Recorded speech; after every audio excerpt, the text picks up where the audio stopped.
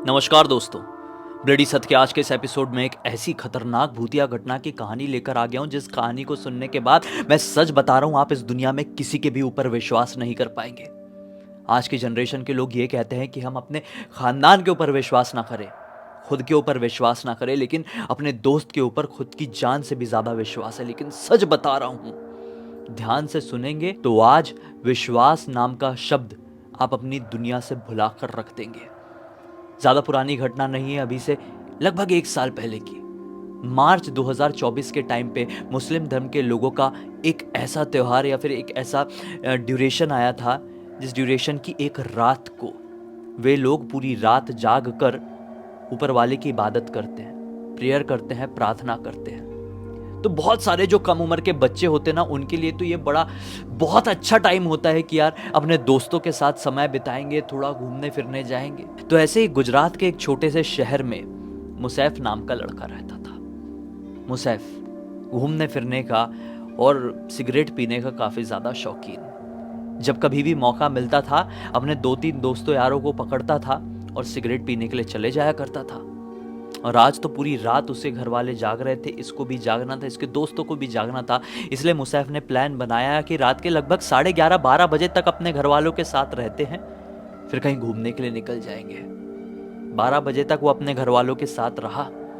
फिर अपने एक दोस्त को फोन किया जिसका नाम था साकिब। बोला कि चल भाई, थोड़ा सा सिगरेट विगरेट मार के आते हैं, इमरान के घर से थोड़ा घूम के आते हैं। इमरान साकिब और मुसैफ का तीसरा पक्का वाला दोस्त था। ये दोनों एक पर्टिकुलर पॉइंट में मिले और पैदल पैदल जाने लगे। अब देखो, इतनी रात गए, कोई सिगरेट की दुकान खुली हो ये नॉर्मल नहीं है।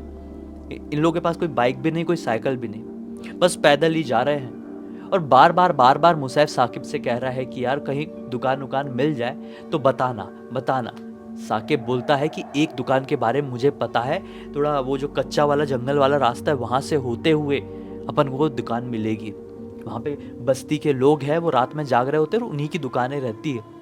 बोले ठीक है। ये लोग उस रास्ते से निकल गए और एक दुकान इनको खुली हुई मिल गई। ये दुकान इनके घर से लगभग 2 किलोमीटर की दूरी पर थी। ये लोग चलते चलते इतना दूर आ गए थे और इस वक्त रात के तकरीबन 12:45 बज रहे थे।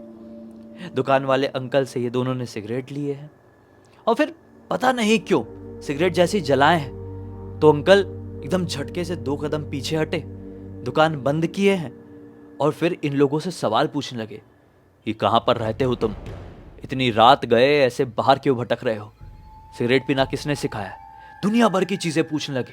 तुम्हारा नाम क्या है, तुम्हारे अब्बू का नाम क्या है, ये सब पूछने लगे। तो ये चीज ने मुसैफ को थोड़ा सा डरा दी। थोड़ा मुसैफ सहम गया। मुसैफ साकिब से कहता है कि यार मुझे ये अंकल ठीक नहीं लग रहा है, सिगरेट अपन चलते चलते पी लेंगे, यहां से निकलते हैं। तो साकिब है कि मुसैफ की बातों पर ध्यान ही नहीं दे रहा है। वो अंकल की आंखों में बस ऐसे देखने लगा और एकदम गहराई में जाके अंकल जी से बात कर रहे हैं। अंकल जी, हम इस मोहल्ले में रहते हैं, इस गांव में रहते हैं, हमारे अब्बू का नाम ये है, हमारी अम्मी का नाम ये है, हमारे घर पे इतनी बहन, सब कुछ बताने लगा। तो अब ऐसी सिचुएशन में मुसैफ और भी ज्यादा डर गया कि साकिब को हो क्या गया है। साकिब तो ऐसी चीजों से और दूर हटता है और बचता है। अभी ये अंकल की आंखों में आंखें डालकर ऐसा पोकर फेस लिए क्या बात कर रहा है यार। इसने बोला छोड़ता हूं। जल्दी जल्दी कदमों की रफ्तार बढ़ा के वो अपने घर तरफ जाने लगा।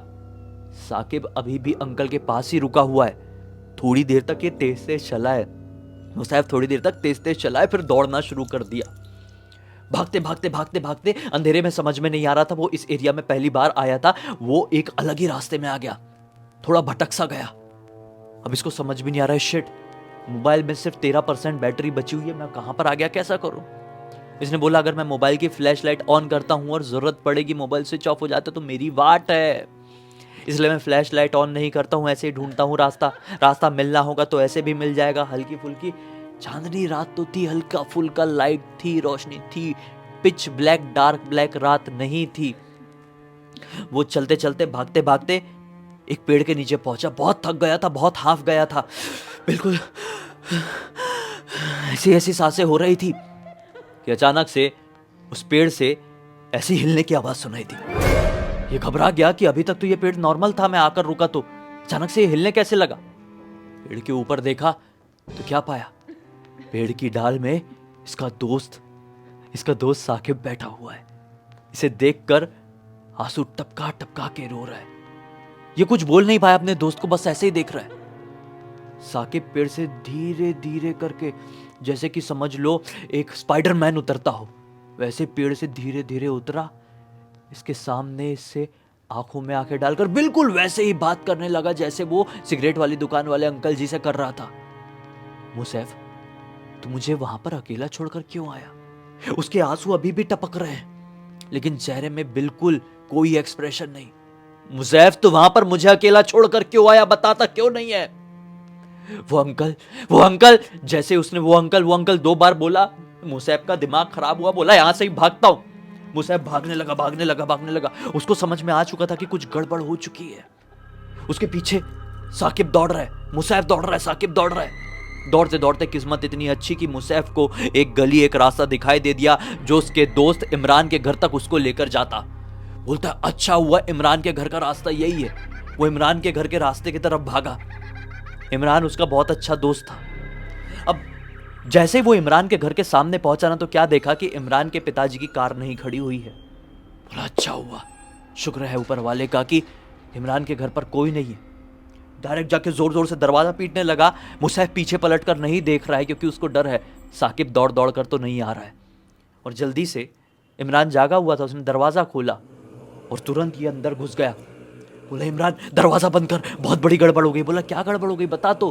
बोला कुछ नहीं। इसने सोचा कि अभी मैं कुछ बोलता नहीं हूं। अगर मेरे पीछे साकिब दौड़ दौड़ कर आ रहा था तो बाहर खड़े खड़े वो सुन रहा होगा, फिर पता नहीं क्या कर दे क्या नहीं। यहाँ तो हम दोनों ही बच्चे खड़े हैं। नहीं, मैं अभी नहीं बोलता, सुबह हो जाने देता हूँ तब इसको सब कुछ बताऊंगा। ये बात अभी अंदर ही दबा लेता हूँ। अभी मैं सेफ प्लेस में पहुंच गया हूँ, इमरान के घर पर पहुंच गया हूँ। यहाँ पर कुछ नहीं हो पाएगा। इससे घर वाले अभी प्रेयर कर कर निकले होंगे, इबादत करके निकले होंगे। सब कुछ ठीक है, मैं अभी सेफ हैंड्स में, सेफ लोकेशन में हूँ। इसने अपने दोस्त इमरान को कुछ भी नहीं बोला और उससे दुनिया भर की बातचीत करने लगा। इमरान ने भी सोचा कि अरे ऐसे ही आया होगा, दौड़ते दौड़ते तो थक गया होगा। इमरान ने भी ये ध्यान नहीं दिया कि वो थोड़ा हाफते हाफते आया था, डरा सहमा अंदर आया था। वो चीज इमरान के दिमाग से भी निकल गई और ये भी बताना चाह नहीं रहा था। ये दोनों को बात करते करते अब लगभग 45 मिनट्स और हो गए हैं और अभी रात के 1:30 बज चुके। 1:30 क्या, लगभग 2 बज चुके थे। 1 घंटे हो गए थे समझ लो।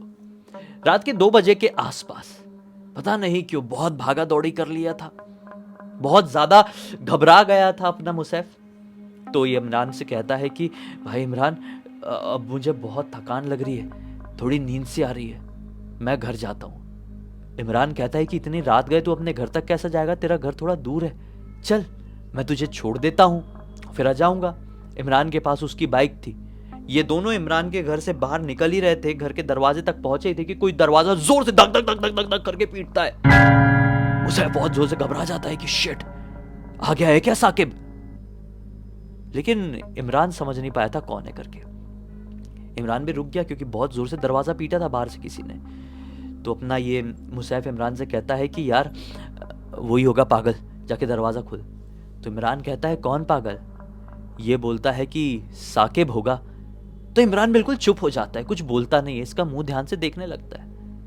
तो इतने में फिर से ये कहता है कि अच्छा चल मैं ही दरवाजा खोलता हूँ। मुसैफ ही कहता है अच्छा चल तू नहीं खोल रहा है तो मैं ही खोलता हूँ। ये जाके दरवाजा खोलने वाला ही रहता है कि फटाक से पीछे से आकर इसका दोस्त इमरान इसका हाथ रोक लेता है कि नहीं दरवाजा मत खोल। तो ये घबरा गया, क्यों ऐसा क्यों बोल रहा है? बोलता है दरवाजा मत खोल, पहले खिड़की से कुछ बाहर देख।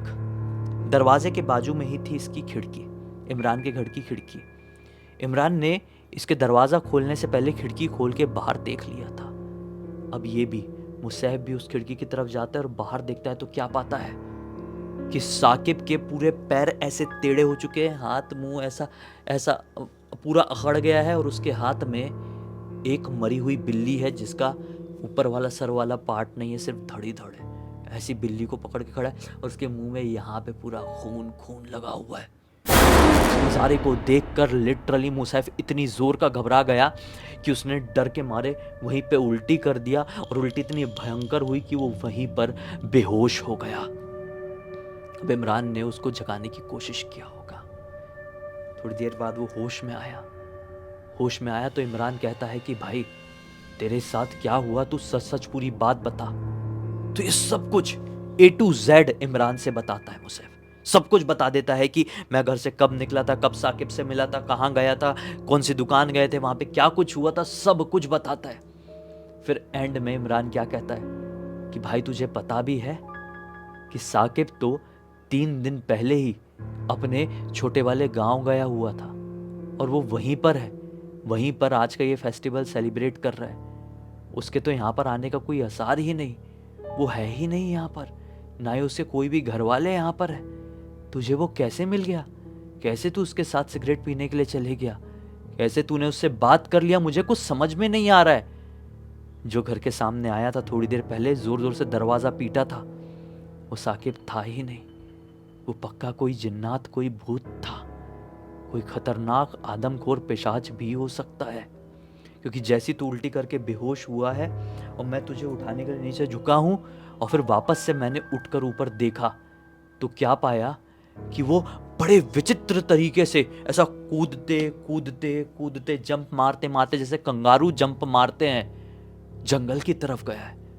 कोई इंसान ऐसा कर ही नहीं सकता, और वो तो बिल्कुल भी नहीं। रुक, उसको फोन लगाते हैं। ये फोन लगाता है, इमरान ही साकिब के मोबाइल में फोन लगाता है और साकिब बोलता है हाँ भाई इमरान बोलना। इमरान पूछता है कहाँ पर है। साकिब बताता है कि यार मैंने तुमको बोला तो था कि मैं अपने छोटे वाले गांव, अपने एक्चुअल होम टाउन जा रहा हूँ, 4-5 दिन बाद आऊँगा। ये बात जब ध्यान से अपना मुसैफ समझता है, सोचता है, तो उसकी घबराहट और बढ़ जाती है और साथ ही साथ ऊपर वाले का शुक्रिया अदा भी पूरा करता है कि आज आपकी वजह से मेरी जान बच गई। क्योंकि जिसको मैं अपना बेस्ट फ्रेंड साकिब समझ रहा था, वो साकिब तो था ही नहीं। कोई शैतान, कोई आदमखोर पिशाच, कोई राक्षस या कोई जिन्नात था। क्या था पता नहीं। पैरानॉर्मल वर्ल्ड को समझना इतना आसान तो है नहीं। वो पूरी रात इसने इमरान के घर पर ही बिताया। फिर सुबह हुई तो इमरान ने इसको इसे घर पर छोड़ा, और सच बता रहा हूँ, मार्च से लेकर अभी तक एक भी रात ऐसी नहीं हुई है जब ये घबरा कर सहम कर ऐसा उठा नहीं हो। मुसैफ को अभी भी किसी भी चीज से डर लग जाता है, और क्यों ना लगे, ऐसा किसी के साथ हो और इंसान सह के नॉर्मल जीने लगे, यही बहुत बड़ी बात है।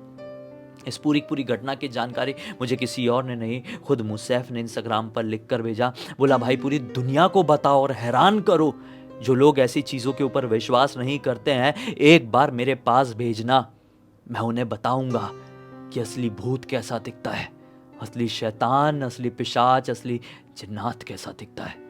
मैंने देखा, मैंने बात किया, मैंने एक्सपीरियंस किया हूं। तो बस इसी एक नोट के साथ अब इस कहानी का अंत करते हैं। अब तक इस वीडियो को देख लिए हैं तो लाइक ज़रूर कर देना, चैनल को सब्सक्राइब करके बेल आइकन दबा के ऑल के ऑप्शन में क्लिक करना, क्योंकि इसी तरह के हैरान कर देने वाले खौफनाक वीडियोस डेली आप लोग के सामने लेके आते रहते हैं। इंस्टाग्राम की लिंक इस वीडियो के डिस्क्रिप्शन बॉक्स में मिल जाएगी, क्लिक करके डायरेक्टली वहाँ पर पहुँच जाना।